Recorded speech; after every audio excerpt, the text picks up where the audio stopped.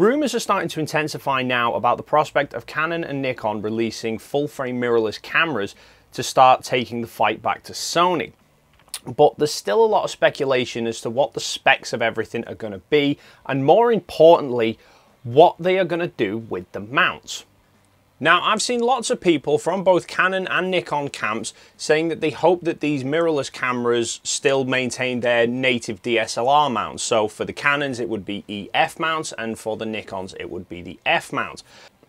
And the reason for this, which I can kind of see their point, is they've been shooting with these particular systems for a number of years and have gathered up a lot of lenses over that time in those particular mounts. So they don't want to have to sell all of their lenses just to basically buy them back in a new mount. But for me personally, I hope that both Canon and Nikon release new mounts when they bring out their mirrorless cameras, but let me explain why.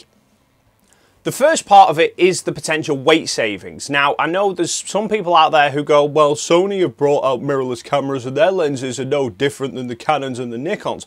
That's not completely true. In some cases, yes, there are some Sony lenses that are the same sort of size and weight as the DSLR equivalents, but the majority of their lenses are actually smaller. The 16-35, for example, is smaller and lighter than the Canon and Nikon equivalents. The 24-105 is marginally smaller and lighter than the DSLR equivalent. Sony's new 400mm 2.8 is 30% lighter than the Canon and Nikon equivalents.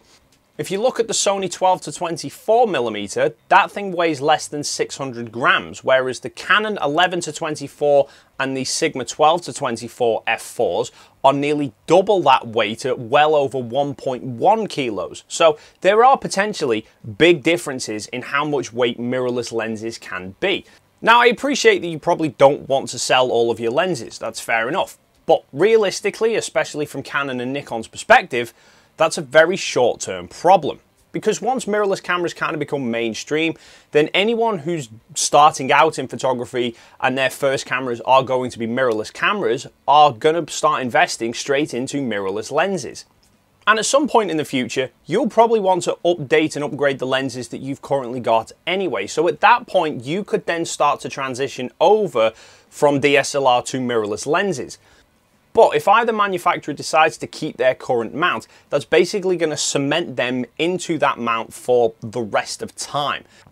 Because if Canon, for example, release a new mirrorless camera but keep a native EF mount, then a couple of years down the line, if they decide to release a new mount specifically for mirrorless, they're going to have to release a whole new line of mirrorless cameras. And that's going to be a lot harder to do kind of in the middle of a new lineup rather than right at the start. So I think both camera manufacturers, if they are going to change the mount, need to do it now.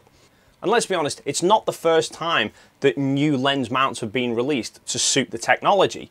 Canon used to use FD mount lenses. They changed them to EF to introduce autofocus into the lenses.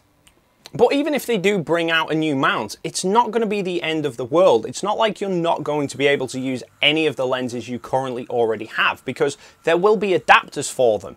You know, Sony, when they were making DSLRs, had the A-mount lenses. When they switched over to mirrorless, they brought out the E-mount. But they've also got an adapter that lets you use A-mount lenses on E-mount bodies. So people who were switching from DSLR to mirrorless could still use all the lenses they've currently got. And I think that's what Canon and Nikon need to do. From a long-term perspective, they would be better off bringing out a new mount specifically for mirrorless and kind of moving with the times. But release an adapter that will allow people to use their current lenses on the mirrorless bodies with pretty much the same functionality as they already get from their DSLRs.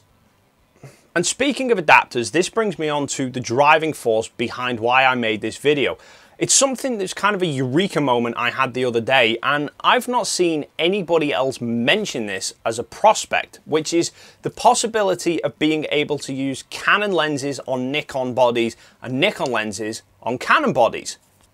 Because adapters have two important features. So for example, this is the Sigma MC11 adapter. So it is designed to adapt Canon mount lenses onto Sony E-mount bodies. So the front section of the mount is designed to fit Canon EF mount, whereas the back section is designed for Sony E mount. But an adapter also has to be designed to correct the flange distance of the camera and lens. So the flange distance is the distance from the back of the lens to the sensor itself inside the camera. So in Canon DSLRs, that flange distance is 44 millimeters, which means the lens has to be designed so that it projects the image exactly 44 millimeters from the back of the lens. Sony E-mount, because it's a mirrorless system and they've brought the sensor closer to the back of the lens, the flange distance is only 18 millimeters. Which means that these adapters have to then move the lens out that 26 millimeter difference to make sure the lens is the correct distance from the sensor. Now, when it comes to trying to use Canon lenses on Nikon bodies, Nikon lenses on Canon bodies in the DSLR world, there's always been some problems. Because Canon's flange distance is 44 millimeters, Nikon's flange distance is 46.5 millimeters. Now, adapters can only work where the flange distance of the lens is greater than the flange distance of the camera. They can't make the lens go closer to the sensor than the camera will physically mount.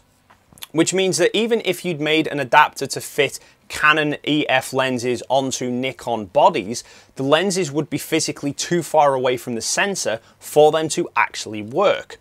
Now, you can buy an adapter that will let you mount Nikon F-mount lenses onto a Canon EF body, but because the flange distance between the two systems is only 2.5 millimeters, then the adapter is literally a thin metal ring that has to be no more than 2.5 millimeters thick, which means there's no room inside the adapter for any of the electronics and the contacts and stuff that allow you to get any functionality from the lens.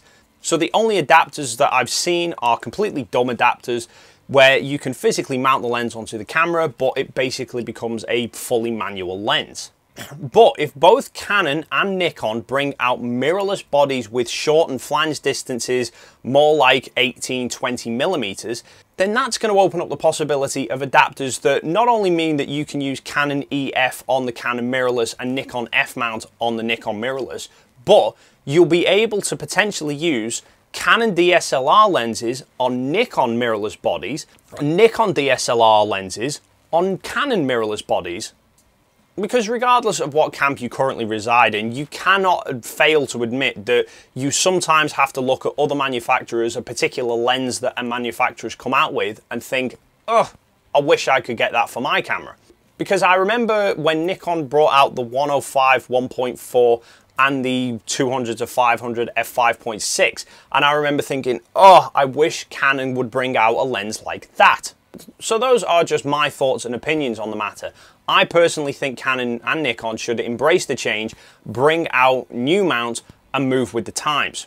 And if they do, I don't think it's going to be long before we start seeing a stream of third-party adapters allowing you to use other manufacturers' lenses on those mirrorless bodies. But what do you guys think? Do you think they should bring out a new mount? Are you somebody who still wants to keep the current native mounts? Are you somebody who did want to keep the native mounts, but now the prospect of being able to use other manufacturers' lenses is swaying you towards a new mount? Leave your thoughts and comments in the box down below. Thank you so much for stopping by, and hopefully I will see you in the next video.